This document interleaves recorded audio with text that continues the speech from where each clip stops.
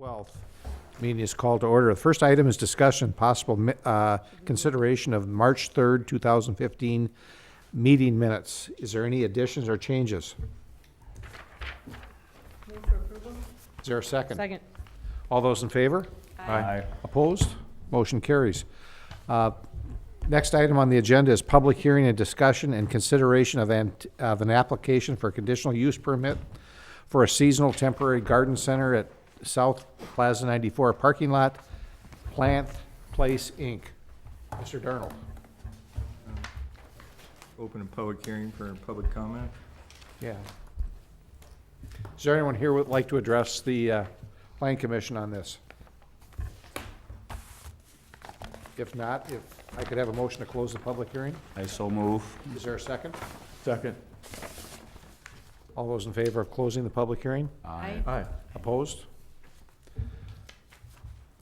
I assume we're gonna do an application also, or just the public? Yeah, hearing? no.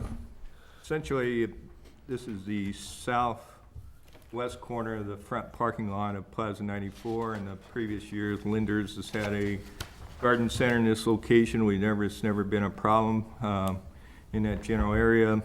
Plant Place is a seasonal temporary garden center that's operated for some 30-plus years. Would anticipate it be very similar to the Linder's. Would recommend approval with one-year review. So move. Second. Discussion, Denny, their lenders is not going to have one? Linder's is not, no, they did not have one last year, I don't believe. Okay. All those in favor? Aye. Opposed? Motion carries. Second on the motion.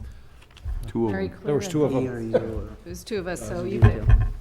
It's either Mary or Kevin. Mary Vance Mary Vance. combination. Item 4, discussion and Answer consideration of application for rezoning of property known as the Hudson Golf Course, located north of Cooley Road and west of Carmichael Road, from R1 residential district to PRD planned residential district and B2 general business district, and to amend the 2009 City of Hudson Comprehensive Plan to change the land use designations from recreational commercial to 1 and 2 family residential, medium density residential, and general commercial. Hanson Brothers, LLC. Mr. Darnold? You know, Mr. John's here. Jeff Redmond and, excuse me, and John Rass from Hans Higgins Homes is here. Jeff Redmond's representing Hudson Golf Club, or Hanson Brothers LLC, and John Rass is representing Hanson Brothers. About 3 months ago, we went through a review on a rezoning request for this property. Planning Commission recommended to the Common Council to rezone the property to a PRD, planned residential development. Prior to the public hearing being held by the Common Council, the application was withdrawn. Mr. John Rask is here tonight. He may be able to explain that. However, the new application included increasing the commercial area proposed from about 2+ acres to approximately 27 acres.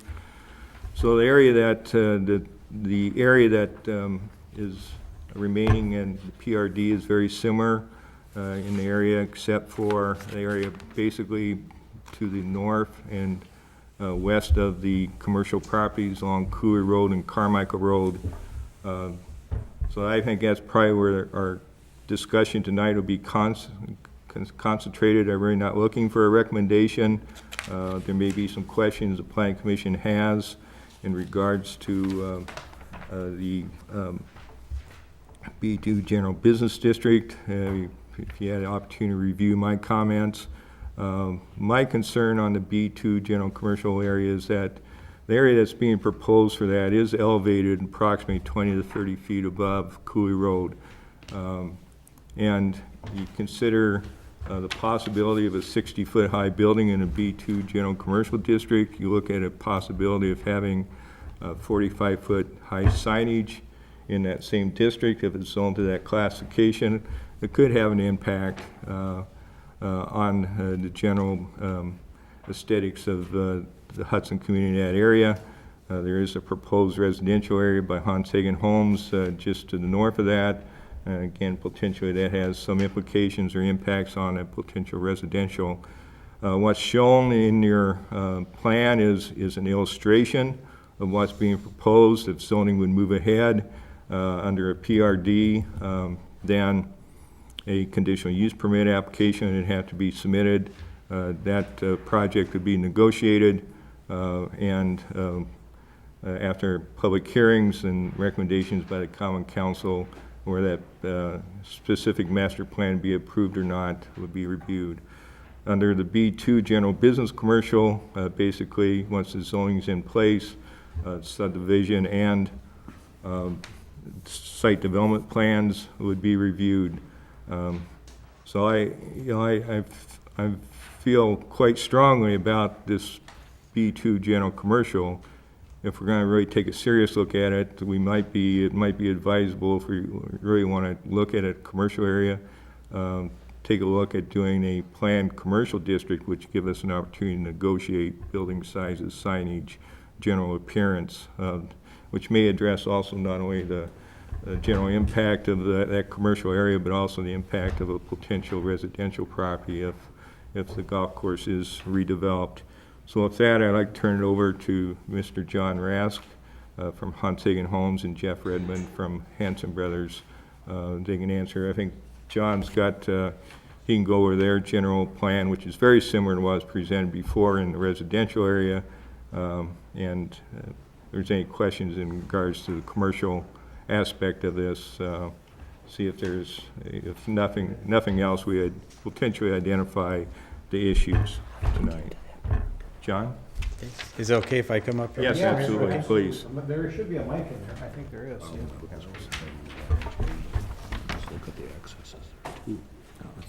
Thank you, members of the commission. John Rask with Hans Hagen Homes. As you recall, when we were here several months back, we presented a plan and a concept for the property that included primarily single-family detached residential here, a multi-family site here. But we were planning the entire site for residential use. To be perfectly honest, I was out there after the last council meeting and spent a lot of time on the property looking at some of the issues that were raised with access and cul-de-sacs and some other things. And as I stood here, it was quite loud, the highway noise was. And we looked at, which we had previously done, some berms and other things, but really as this property falls, it's exposed to the freeway quite a bit. And got to rethinking about land uses on this site and what's appropriate and how do you appropriately develop the site and transition to the existing commercial that's here. The site does sit high, as Mr. Darnold had indicated, so it was how do you really transition to that? And does that transition belong here, adjacent to the current commercial, or should it be pulled back? Because there are some natural features in here, ravine and trees, doesn't show up very well under the shading and under some of the color here, but this is a higher ridge where the irrigation pond is and there's trees through here. So as we looked at it in greater detail, really felt that this property belonged in something other than residential, simply because of the noise and the ability to establish appropriate transition. So we went back to the seller and talked to them about this. They would retain the commercial piece. We would purchase the residential, and then worked with them on how does that occur in terms of access to the site in a few locations. We haven't shown a road through there yet because we understand there needs to be access and connections, but it would be, and the exact location of that would be dependent on a future site plan. The site does enjoy good visibility from 94. It has access from Carmichael and Ward, and we feel we could establish appropriate transitions. This doesn't show it, but it does show on our grading plan we submitted. We'd have berms along the roadway here to separate it, using the natural ravine and trees in this area. And we actually have a buffer strip planned in here that we arranged with the seller to incorporate. So we've given a lot of thought to how this works. We share the Danny's concerned about building size and height and signage and all of those things. We've talked to the seller of the property about that and feel that we can certainly work with them to establish those transitions so that we're not doing anything that's detrimental to the neighborhood next to it. So I think we've given that a fair amount of consideration. We wouldn't be here if we didn't think we could work through those issues. We understand the bigger global issues for the city, and we certainly concur that, you know, how this looks, it's a prominent piece of property, it will be visible. The architecture and those things are important, and certainly as neighbors to that piece of property, we want to make sure that those things are done as well. So that's really the change and why we're changing it. Simply kind of a reevaluation of the site and saying what's kind of the best long-term use of this property. You've seen our neighborhoods, you know what we like to do. You know, highway noise would be detrimental to that, so came up with, I think, what is a better concept, and I think, frankly, an overall probably better concept for the site because it retains some ability to do commercial in maybe a more meaningful way and ultimately kind of master plan that into the neighborhood. So that's the change, and certainly I can answer any questions, and Mr. Redmond is here on behalf of the sellers and could answer questions as well. Yeah. We brought up last time that we felt you didn't have enough roads into that and access in and out. And by adding a commercial district, which you said you chose not to show a road layout at this point, but I mean, you can kind of guess where it might go. I guess I feel the concerns raised last time would be greater today based on what we're seeing than what were brought to your attention last time. No other, you know, two accesses to that property, period, and you're showing no increase in that, now adding 27 acres of commercial, which would be, I guess I'd call it heavy traffic. So I really struggle with what you got there for in and out and not coming back and, you know, saying, you know, we're planning on two more accesses in and out of this thing, the subdivision, which of course then is also connected to the commercial. I struggle with that big time. One of the, this is a large bluff that runs through the site. There are bluffs here, so connected, and this is kind of fully developed to the west and then to the north here. There is a third connection that would eventually connect up. That was a condition upon the zoning of the clubhouse area where there would be a future road that would connect up to Vine. So that would be a third connection. The other opportunity, I think, is to connect perhaps out to Cooley here. It may require relocation of a city pond, but that would be a potential fourth access into the site. If that was something the city wanted to see, I believe the city controls that property or owns that property. So I think there would certainly be a connection to go there. I think how this interacts with Cooley is certainly important, something we could certainly look at. It's about 140 residential units and about 20 acres of commercial. You know, it's a matter of looking at the traffic there and designing an intersection that can accommodate that. I think this would obviously be a primary intersection, to lesser degree this, to lesser degree this, and probably lesser degree there. But a traffic study can show whether or not that can accommodate the traffic. This is consistent, as you recall, with what MnDOT's proposal, or WSDOT's proposal is for the future Carmichael interchange with the establishment of another signalized intersection at this point. So that would have to be analyzed. I agree with you. That's making sure this works is vital to the neighborhood and future commercial there. So we would want to put something in there that would be inadequate for that level of use. John, did you look at did you look at the one up on, coming out of your other residential development on the east side, right here? Yeah. Have you looked at that one? Yeah, the difficulty is the bluff through here. This could certainly connect back around at some point. We looked at this and thought you probably need to get up this steep part of the bluff right in here, but then where it goes in here, I think there's certainly some flexibility there. Okay. Kevin, you had a question? To go along with the roads and the access points, you know, the other thing that is a concern is exiting down to Ward Street it is there. You're coming out on 17th Street, which is a short block. I mean, it's one business wide, and that is already a busy intersection, 17th and Cooley. Now you've got basically a half a block there, and you've got a lot of people that are, you know, gonna be exiting that way, half of them, because there's only one other one right now. There's gonna have to be some major upgrades, and I can see major problems with people coming out of there trying to go south to get on Cooley. That's gonna be a mess. So there's gonna have some consideration of how that gets fixed. I think perhaps, yeah, or this connection maybe is a better spot for it, where you've got a better approach, more stacking distance and ability to control that. That might be and then this could be a secondary, so maybe, you know, a street that flowed through this way, and then this coming up and teeing in it so that the primary movement gets out to Cooley, which is probably a better If road. the primary movement is where it is now, that'd be hard to visualize that working. I think, to my mind, you've got three issues going. But first off, there's no doubt about Hans Hagen and you guys doing a good job of doing what you said you've always gonna do, you've done beautifully. So it's not an attack on integrity of the company in that respect whatsoever. But I think the community has assumed all along that land was gonna be a golf course, and decisions have been made by other property owners all the way around it that it was going to be a golf course.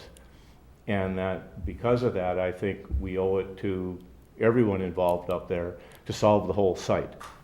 And then once that whole site is solved in a fashion that everybody can agree on makes sense, then going forward and doing it. But with the throw-in of the commercial and all the not knowing, I think is too much for me to bite off and say yes to it in one hunk. And I was the one who made the motion to approve last time, but I couldn't vote to approve this. Okay. Mary? Outside of the roads, which is obviously an issue, my biggest issue that I've said since the beginning, it still stands as a city park. I don't think in good faith can say that we have the ability to maintain it as a city. It doesn't show any public access for it to become a city park outside of trails. And I don't see why you wouldn't consider having it be no different than Red Cedar Canyon and have it be private park land for that neighborhood. I live there, we pay taxes there on it. Granted, people complain that it's used by others, but we're not a gated community. That's not what Hudson is. People they move in there realizing that. Those that complain are gonna complain about something. So, that would be something that I just I can't see that moving forward with it being a city park, from me at least. Okay. I just want to caution again, Plan Commission, the city park issue and the zoning are two different issues. You're starting to get ahead of the horse with the park. I mean, the zoning could go through, then it's negotiated through that PRD where that becomes a city park or not. The zoning isn't going to dictate whether that's a city park or not. That'll be negotiated at the time of the planned residential if the zoning would move ahead. I understand that, it's just that I guess my theory is I'm just gonna lay it all on the table now anyways, because I don't want to, I personally don't want to waste time, legal fees and whatever, everything has to be done if it's still a city park in my mind. So I understand that you're saying I'm getting ahead of the game, but I just want to get it out there. So, In conversations with Hans Hagen Homes, I've made it very clear that, that there's no assurance that would become a city park. okay. Thank you. Patrick, you have a... Well, I was just gonna say to John, that you can see how there's too many unknowns right now, and even you can solve some of them when looking at or talking about it. But I think it is something that in order for that for me to support that, I'd like to see the whole thing. And how the other landowners around it play in with what their anticipated accesses were based on decision they've made too. You know what I mean? So if we can look at this and say, I think our plan commission approved the bigger unit with all residential. Is that right? So basically what we're saying is basically we're coming back with the same thing with future commercial development. We're lowering the number of residential homes that we have here. We're lowering the density, and I think that was somebody's big concern, was the amount of density that we had there. It wasn't, I don't remember who it was. It came up. Yeah. Okay, Mom. And so I think maybe the general plan is, what do you think about lowering the number of housing units and having this transition period or area with commercial? Does it make sense? Can you live with it? Do you think it fits? And that's, I think, what the question is tonight for the planning commission. Please understand, you're lowering the overall number of dwelling units. However, you're increasing the land use intensity and traffic and wastewater generation by going to commercial uses. Actually, those traffic generations and wastewater capacity demands are going to go up if that goes to the commercial. So it's not going down. It's actually going a different way. Not that it's necessarily negative, but that is the number that you're going to have. I mean, it's just the way it is. No, but if it magically everything worked and all the dominoes fell at the same time and all of a sudden we got developed, we wouldn't be able to, I understand that when we do something like this, we're looking that it's gonna take 5-10 years to develop out, and we can build our plants and stuff, set up our city so that we can maintain the water usage and stuff, but let's say everything happens as is now, what you're saying is, we can't, if it were to happen tomorrow, whatever, Well, I don't think he is saying that, are you? Is that what, No, I'm trying to clarify. what I'm trying to clarify is, Yep. somebody's saying, okay, we want to lower the density. Well, if you're adding the commercial property, you're adding increased demand on traffic, and you're adding increased demand on the wastewater treatment plant beyond what it would have been if it had been all residential. So that's the difference, and that has to be made clear. And that's what I'm trying to clarify. Thanks, yeah. Yeah. So to answer your question about how we feel about the change in the Yeah. plan that we've already approved, I don't think you've made the plan better, in my opinion. I struggle with the transition from residential to commercial, right in the back doors of that whole road there. We know how, people like to have quiet and don't like to see backs of, commercial buildings and so forth, and that's what you're introducing in this plan. So I'm not sure that that's an improvement. I have a hard time visualizing what the commercial would look like because you have such elevation issues there. And I'm just trying to think, okay, we got this big hill and now we're gonna have big buildings up there that their view is that white target roof. I'm not sure that that's a positive visually for the city as people are driving past the freeway and seeing this. There's a lot of unknowns here that quite frankly concern me. Okay. Jeff, do you have anything you'd like to add? No, just that we have heard the concerns about height and signage, and Hanson's are very interested in, they've tried to work with the city all along, and I'm sure we can make an accommodation, whether we just, whatever restrictions the city wants to put on, that would be reasonable, or the planned commercial development is another alternative. We've understood that the road would go across there, and the understanding is that Hanson's would have to pay, or whoever bought that land would have to put that road in at their own expense. With respect to the transition, we were focused more on the transition from the freeway to the residential, because Hans Hagen, who's making a big investment that in hopes of selling lots, they believe that the transition from their residential to the commercial is adequate. There's a hump there, they're gonna put trees, and the 1,000 feet of the westerly 1,000 feet, we've added some additional covenants between Hans Hagen and Hanson about the architecture of those buildings, so they would have four-sided architecture, so they aren't looking at loading docks and what have you, but we've been conscious of that, I think to the point that Hans Hagen's home is comfortable that whatever development, because they don't know what it might be, but whatever development fits within the appropriate zoning would be satisfactory to them and that they could sell lots. So we've really focused more on the transition from the freeway, and they came back and said, gee, we don't think we can sell houses with Target being your back. So that's why they came back to us and said, gee, would you keep this buffer and let us just develop to the north?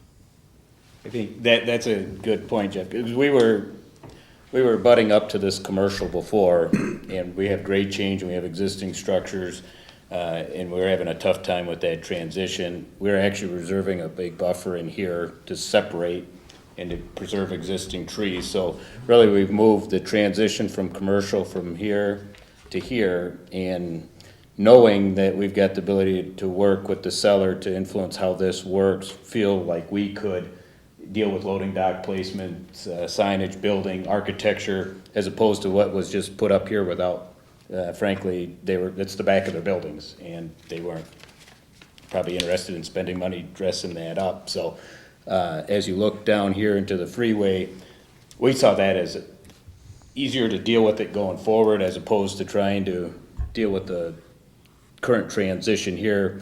Not only are we able to establish a buffer, work on building placement and so forth, but we're moving farther from the freeway where the noise diminishes.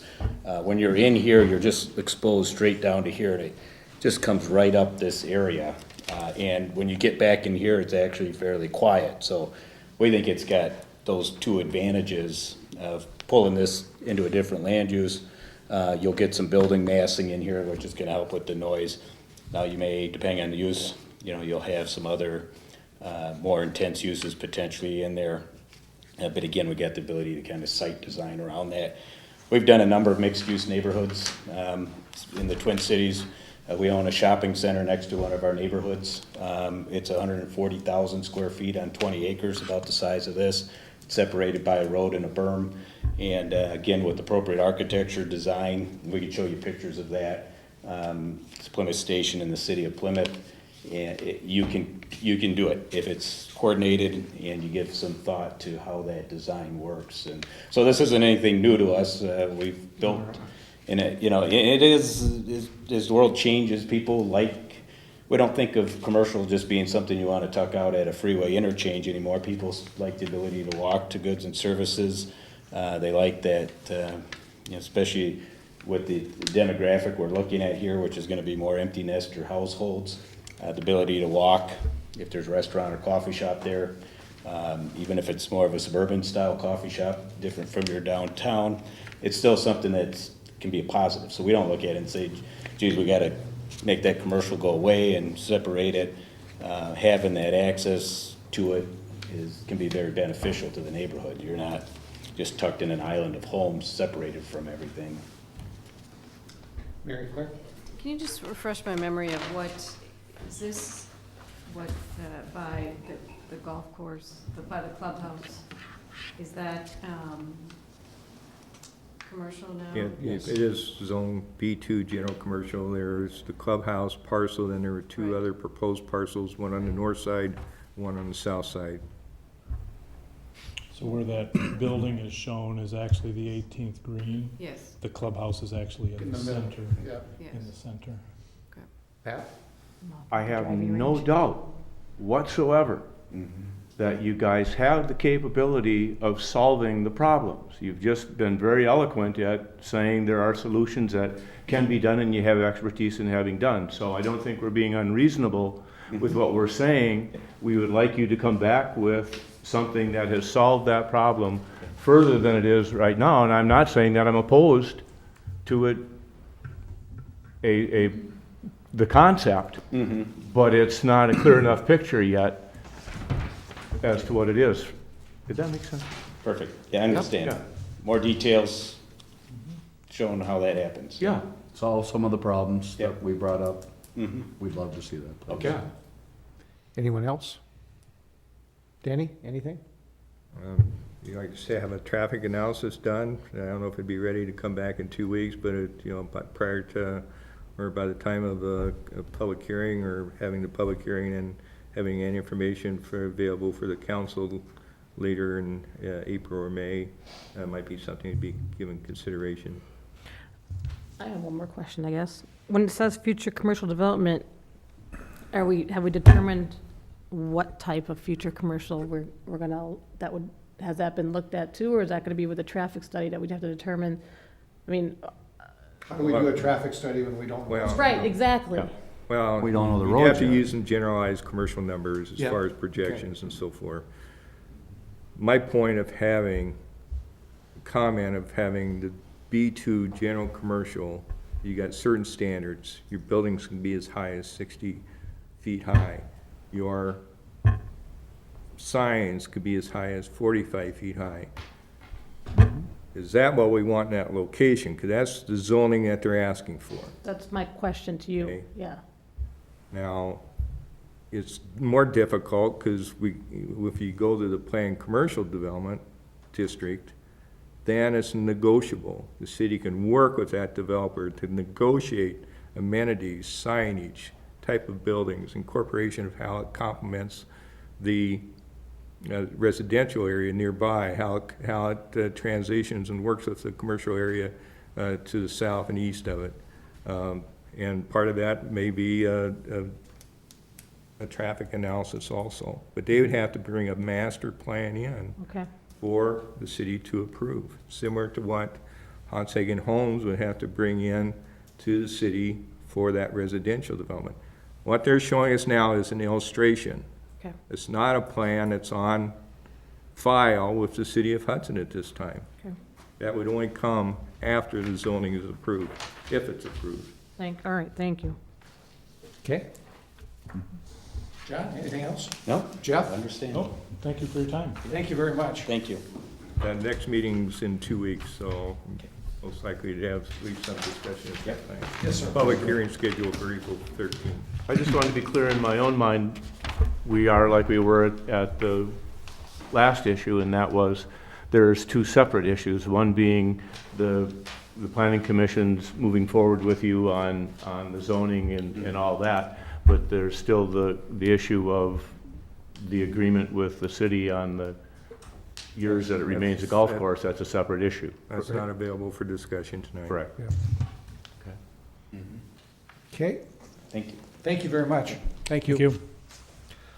Next item is discussion and consideration petition of 42 acres located in the town of Troy, south of Mayor Road, east of Carmichael Road. Lee family. Creative Homes representatives are here tonight to talk about annexation.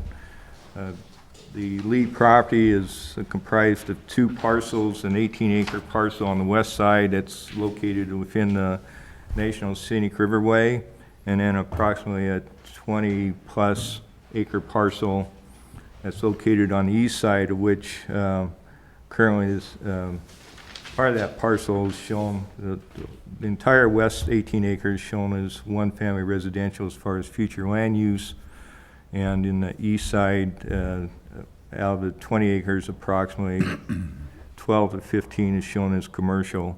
However, Creative Homes is asking for us to be able to develop the parcel of single-family residential and multiple family on the far east end.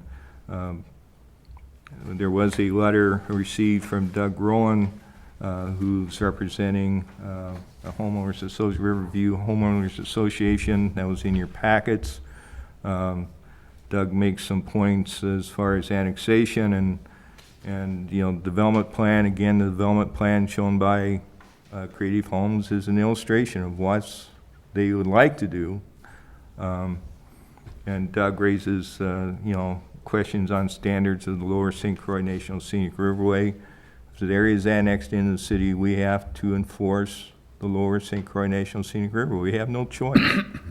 Now, there's a possibility that the property owner could petition the Natural Resources Board for administrative rules amendment.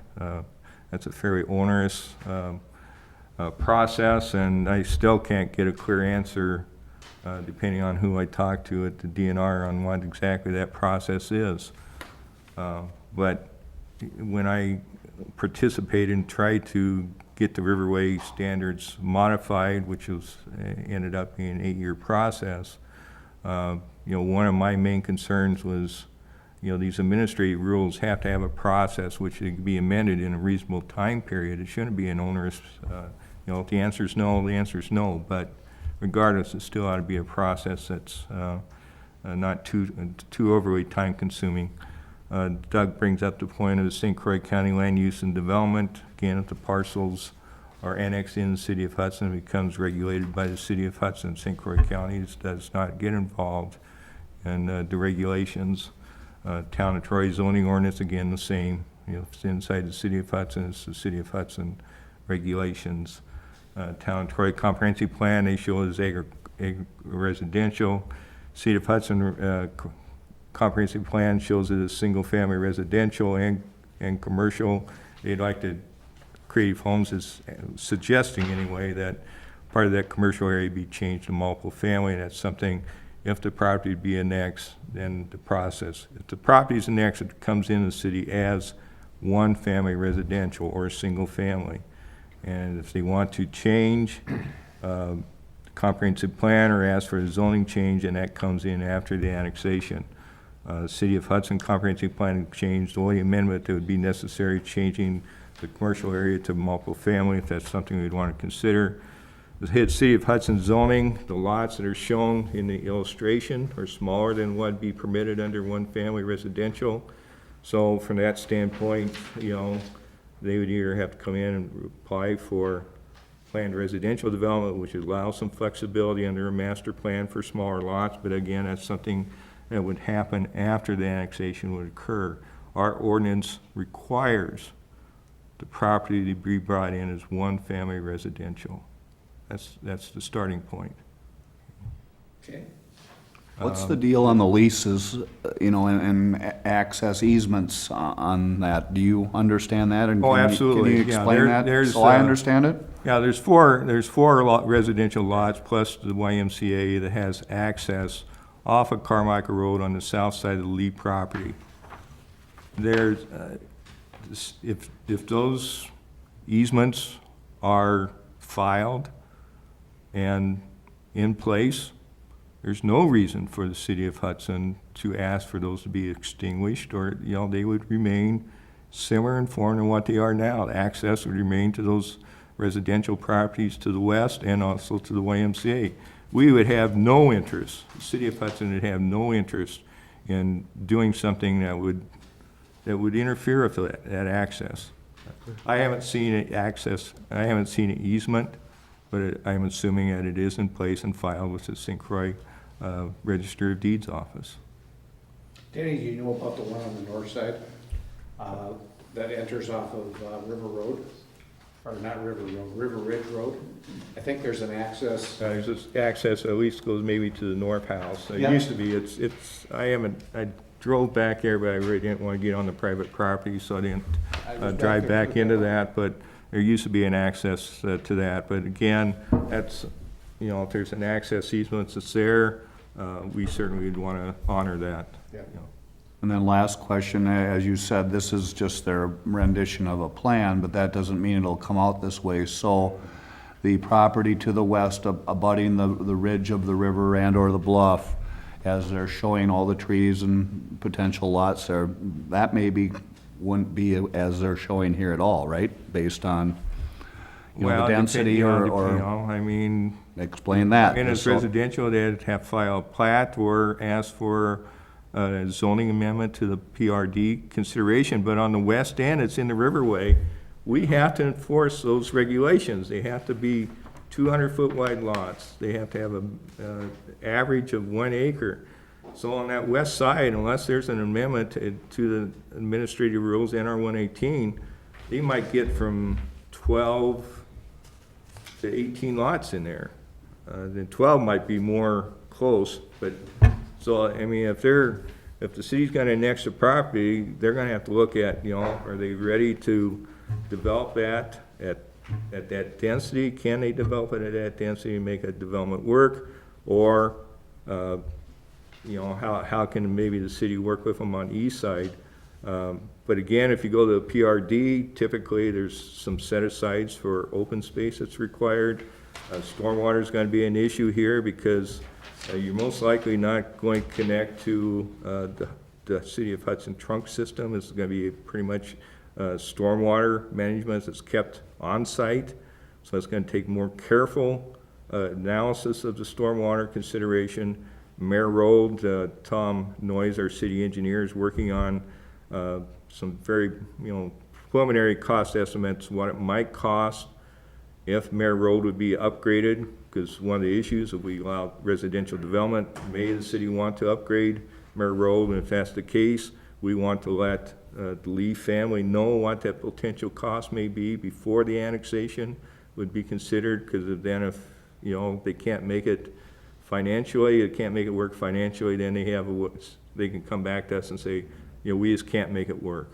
Now, I don't know what the agreement is between Creative Homes and the Lee family, that's between the two parties, but there's those possibilities. So, the Creative Homes representatives are here, Mr. Rowland's here tonight too, so I think maybe you want to open the floor to them. I'm really not ready to make a recommendation because I don't have the annexation agreement totally done. Hopefully we'd have that done between now and the 26th, and on the 26th we can hopefully make a recommendation to the Common Council. Okay. You guys want to have a meeting? Oh, yeah, Mary? Can I just ask, knowing that some of those on the Riverway, let's say the concept of avoiding the Riverway altogether, where they wouldn't have to worry about that part, where would the cutoff be then? I know you said 12 homes, but I mean, is it more of a on the street cutoff in my mind here? Or Do you is have it- a board? I don't have a board name, but I can explain what, Yeah. if you look at the document you got in front of you, there's about essentially half the property. So there's phasing. Okay, Phase 1 and 2 would be the eastern portion of the property. Yeah, if you go to the illustration on Mare Road, it says property boundary, then just to the right or east of that it says Mare Road. There's a little black line that goes Oh, yeah. north and south. Yep. That's the line that separates That's correct. Yeah. the area that's in the Scenic Riverway, the 18-acre parcel, versus the rest of the Really? area. that's a big area. It is, yeah, so it's actually about. Yeah. It's about half the parcel, Yeah. so. So, Wow. as Danny had stated, we'd have to work within the guidelines of what the DNR is addressing, so. All right. That's why we have the phasing kind of laid out the way. Sure. we do. So your goal then would be to, I know nothing's done yet, but your mindset to continue pursuing this, from what I'm guessing, and correct me if I'm wrong, is you would, if you are able to annex the area, you would start with this phase and then try and work through the red tape to get the rest of it? Or are Well, you not gonna do anything? Well, In your business-wise, I guess I'm asking business-wise, would you want to get through that red tape first before you move forward? yeah, we're really here just as a first step to try and Right. initiate the process and get it annexed, and then we'll start working with the city and the requirements of the DNR and everything else associated Okay. with that. And, and work with the neighbors and anybody else that's, has an interest in it as well, so. So I guess what I'm saying is, let's say annexation, so if you're willing to actually go through with well, you're not asking for it, but if the annexation were to go through, you're still willing to take that risk and see what happens with the DNR and, just in case they say, no, you can't do it this way or that way, you're willing to replan your development around those. Well, basically, it's whatever, the most density helps the family, essentially, on selling this property. The more density helps the family, so yes, that's essentially would be a goal. Okay. Yep. I can say that from my perspective, Mayor Road has to be upgraded. And, you know, if you drive down that road, it's been sitting that way for, I don't know, 30 years. It's an alley. It's an alley, yeah. Pretty So much. I would think if we were to look at that, I think that would be something that we'd want to have done, but. The River Ridge as well, you would, Well, I don't think we need to go that way. You know, possibly, well, I mean, I- won't it connect with River Ridge, what it looks like? I mean, it that- does, but Yeah, I think most of the folks will use. Try not to get off, too much off the Yep. topic, but Sorry. basically River Ridge, if you're gonna upgrade that, then you better put the sanitary sewer in there at the Yes. same time and do all the project. Yep. And that's the reason it wasn't upgraded a few years ago, because it came in politic to common council and talked the common council out of putting sanitary sewer in there, so they didn't upgrade the road. So that's, you know, it's- Yep. two almost go hand in hand. Yep, okay, sorry, I'm doing No, that a I'm lot not, I'm tonight. just trying to explain. yep. Anything else? Yeah, Mary Well, no, I Kay. was just gonna say, I mean, Denny raised a number of issues. I think the letters that we received raised a number of issues that really require some thought and some research before we. Again, the wastewater demands, on the wastewater treatment plant, you know, the number of units, I misspoke, I gave you a wrong number. I mean, the demand for the wastewater here is not gonna be too terribly high. Your 192 gallons per day is what we use for a single family.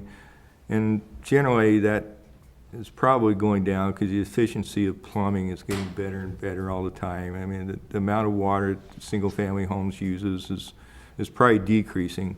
So that, you know, the amount that goes into the wastewater system is generally less than what it was 10 years ago. But that, again, if we're looking at this project and the golf course project at the same time, the issue is that probably any capacity that we had assigned or was unassigned and was available to areas outside the corporate limits of the is pretty much used up then.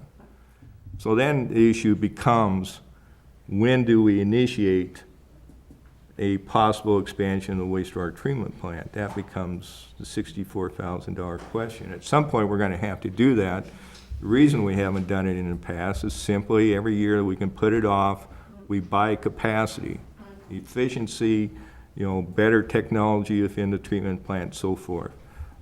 So that's the reason we haven't pursued it. Financially, the city's in very good shape as far as expanding the wastewater treatment plant. We have monies in the capital fund to pay for a vast majority of an expansion. Well, you know, again, any annexation, any development like the golf course, we have to analyze. But this development, I'm not overly concerned about it, but again, it's something that, you know, we don't overlook in our review. Mr. Rowan, do you want to speak at all? You're sure welcome to.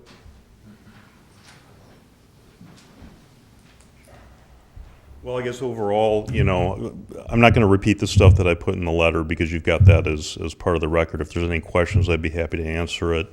I think the primary concerns that we've had are all the proposals we've seen so far have some major inconsistencies with the Riverway plan and current plans that are in place. So as was discussed here earlier, lots of modifications would have to be made, even at the state level, to make that kind of proposal viable. I think the other concern is specifically about some of the easements that were left off of the plans that at least I've seen proposed so far. And there is an easement that goes off to Mayor Road as well for a couple of the properties, not all the properties back there. But there is a road there, and you know, the proposed plan shows lots on top of that easement. So that's kind of a significant concern. Not that they can't be resolved or there aren't plans that would be viable. It's not in opposition necessarily to development of the property, because responsible development of it is probably a good idea for the whole community. Just the proposals we've seen isn't consistent with that, I guess, is the main thought. Okay, thank you. Any questions for me? Okay. There was, I also want to mention, there was a letter from the town of Troy that I received today that I put on your packets. Again, I don't anticipate a decision being made tonight, but again, some concerns on being expressed by the town of Hudson.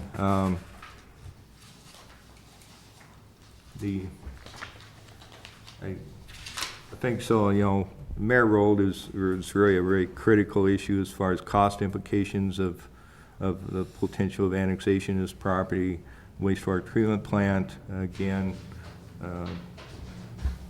there'd be no reasons for the city of Hudson to not honor existing easements for access to these properties, or to the west or to the south to the YMCA. But again, this plan is illustrative. I've tried to make it crystal clear to both Creating Homes and the Lee family that, if it's brought in, then the process of lot subdivision, lots, those types of things are all done at that point. So there's certain risk that, even though this is what they're showing is their intentions, this doesn't mean what the city has to approve. Right. So, Thoughts, comments, anything else? Get the rest of the information together and bring it back in 2 bring weeks. it back. That okay with everyone? Does that give you enough time? Do you need Oh, more? no, that's, we just, Sifco's been gone for the past month, just got back, so it's just finally being able to get him to take a look at some of these cost issues on the Mare Road projects. Okay. If possible, Mare Road project. Thank you. The next item is discussion, consideration of application to amend conditional use permit for Heritage Greens planned residential development to change land use designations for an area of 3.81 acres located south and east of Heritage Boulevard from commercial and flex uses per the conditional use permit amended dated July 21st, 2008. One family residential, 13 one-family lots, Creative Homes, Inc. Mr. Darnold.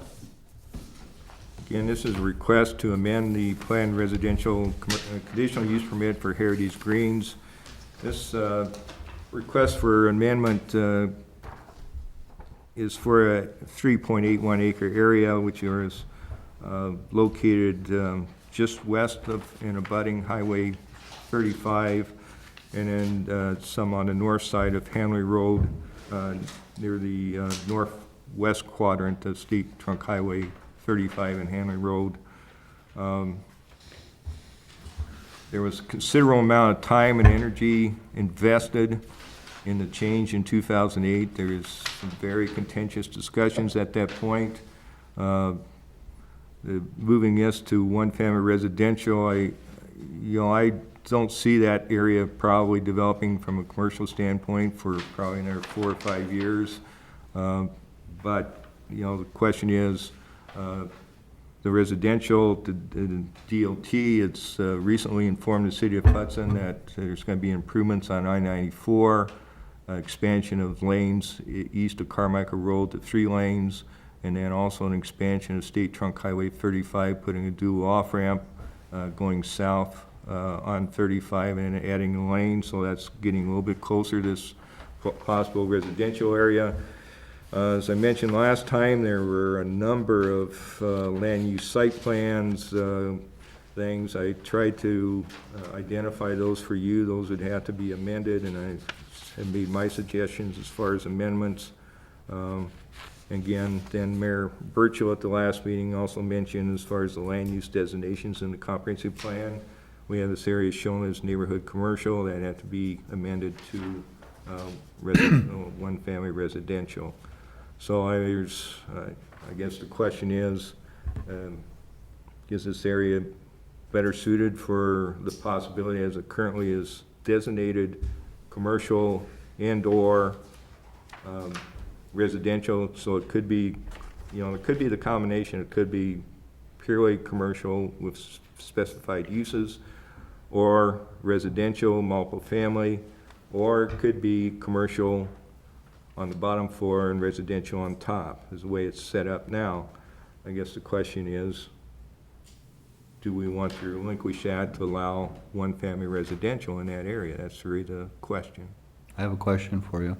When you said the state is doing these planned improvements, why putting in more lanes? Do they then They have their right-of-way, which we know where it is today, where the boundaries of that are today. When they make the road wider, does their right-of-way get bigger too? Well, they haven't. Are they taking land, is what I'm We're- asking? no, Or are we're they not living aware. within the boundaries that are there now? We're not aware of that, and I've asked the DOT to send me the specific details of this ramp and lane adage, so that we know what specifically is gonna be proposed. Next Tuesday night, there's a open house Okay. at the, I believe it's the middle Middle school, school, yeah. from, 5 to 7, I believe, on this issue, and there will surely be illustrations of what's Okay. being proposed at that time, so. We just found out about it. Yeah, February 20th, Yeah. I think, was. Well, that would make a big difference. If their right-of-way changes, then these lots are even smaller, maybe. Well, No, I don't think so. I don't, Think so? I don't, I've Okay, not well, been led that's to why I'm believe- asking. You know, I Yeah. know, but I haven't been led to believe that there'll be any, Okay. increase of the right of way.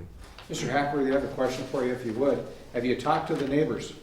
I have talked to the neighbors. Okay.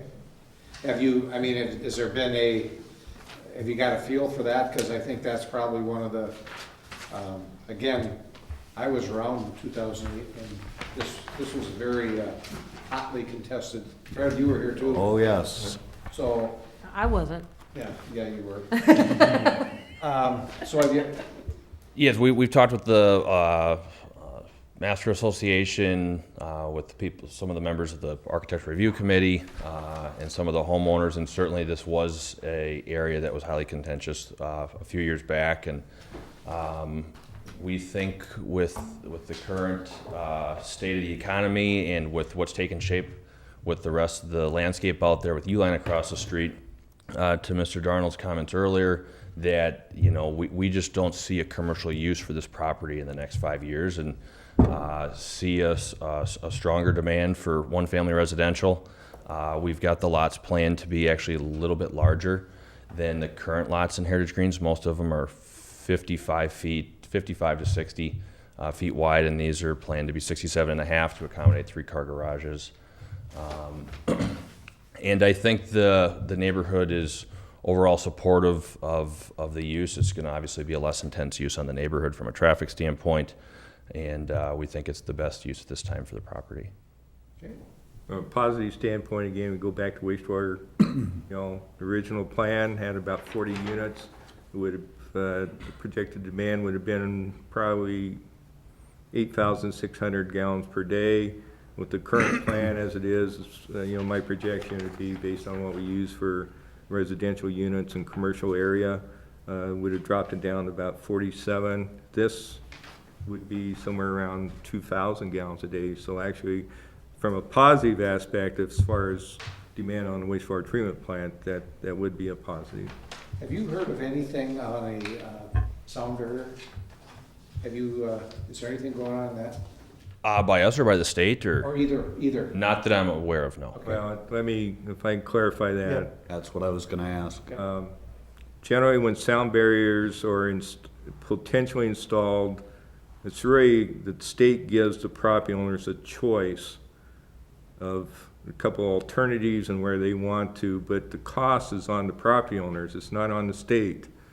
And that's part of the discussion or review or open house Tuesday night, because there had to be, it's almost essentially an election, or they send out, are you interested in sound barriers?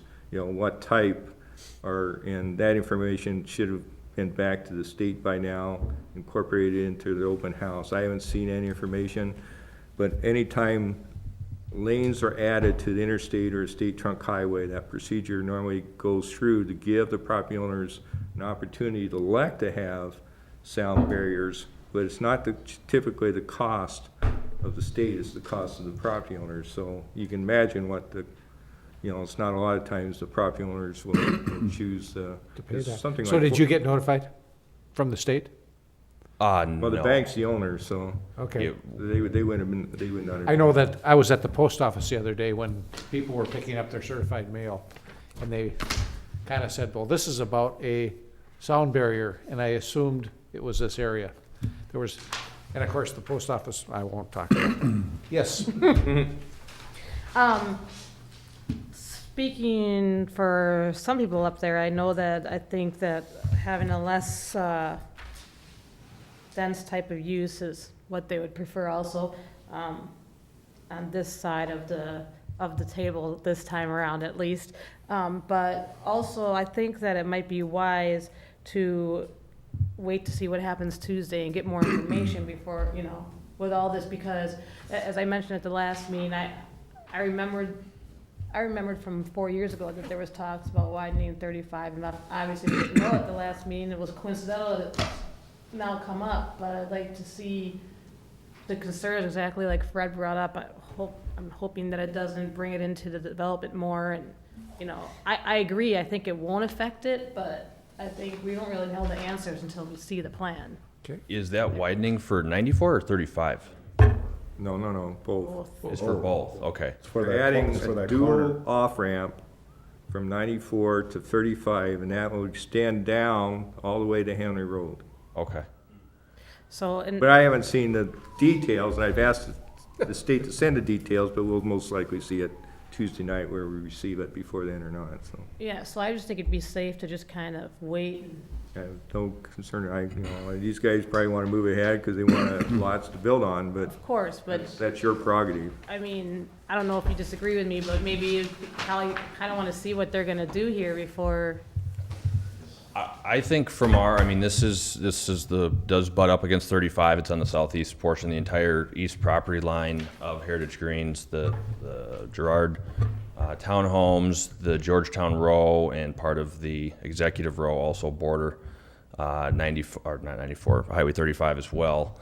And, I think regardless, we feel that this is the best use for the property. We're aware of the current traffic patterns that are on Highway 35.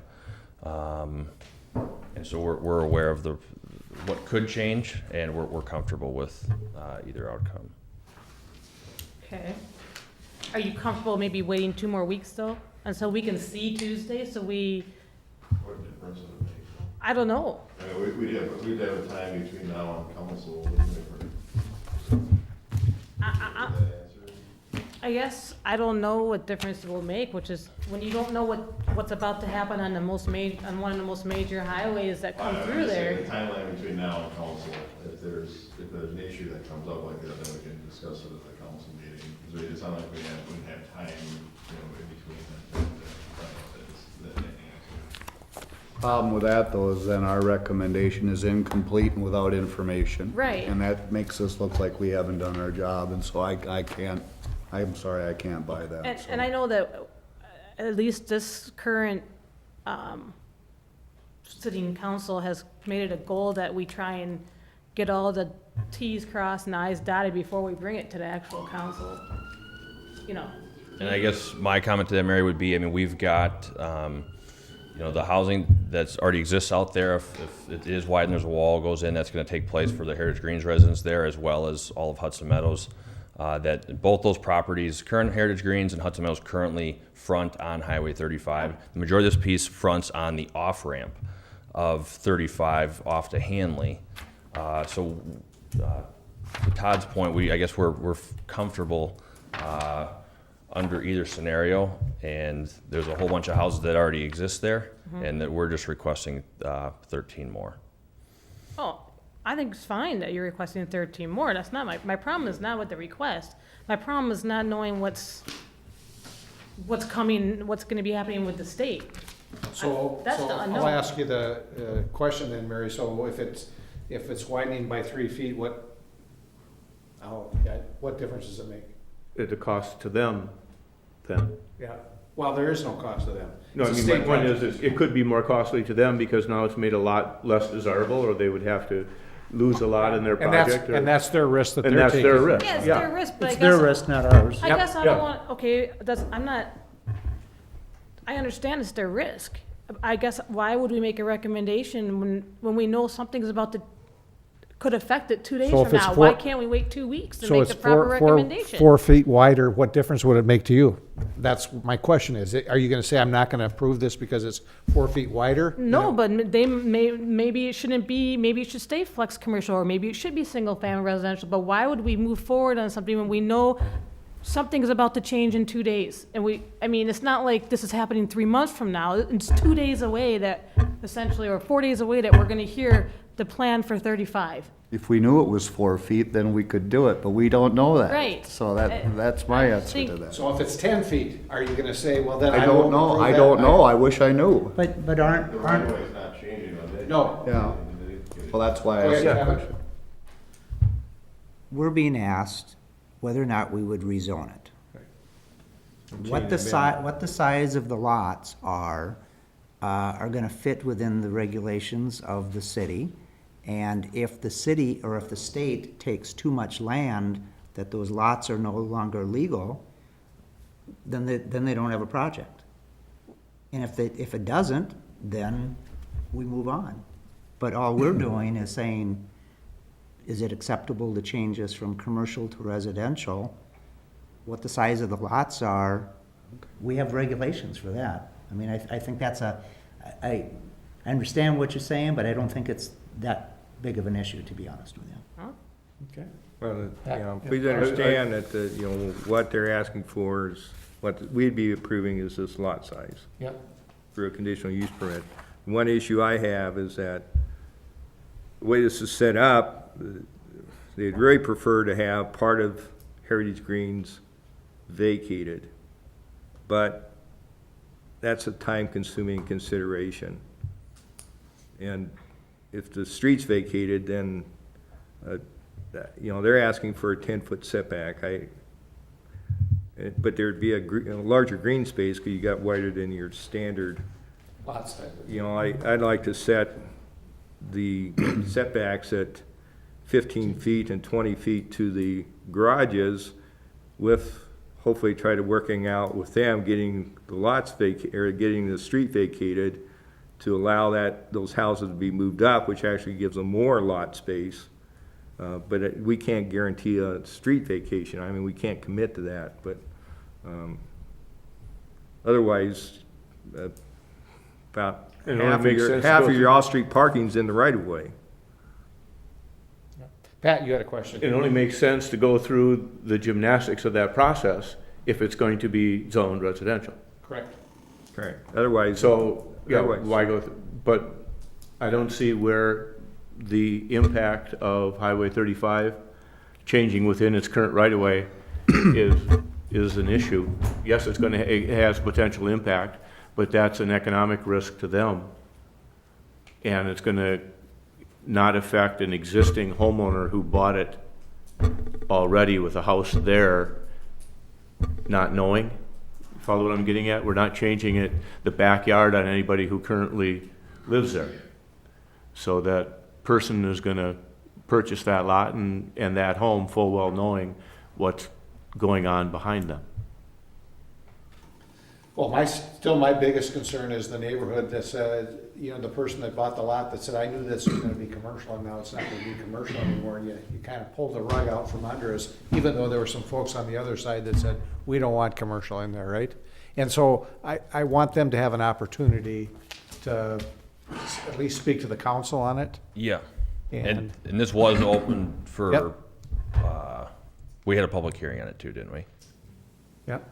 And we've spoken with them, and I would be happy to invite them to either speak to this group or to the city council about it, because I feel strongly that they are very supportive. I can to Mary's imagine, comment, yep. To the lower density, the lower use.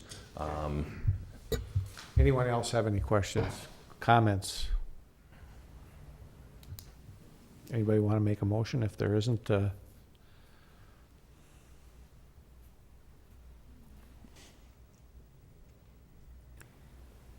How would the motion be made in relationship to? Well, do you understand all the conditions of all the changes of the previous plans and so forth that I've outlined?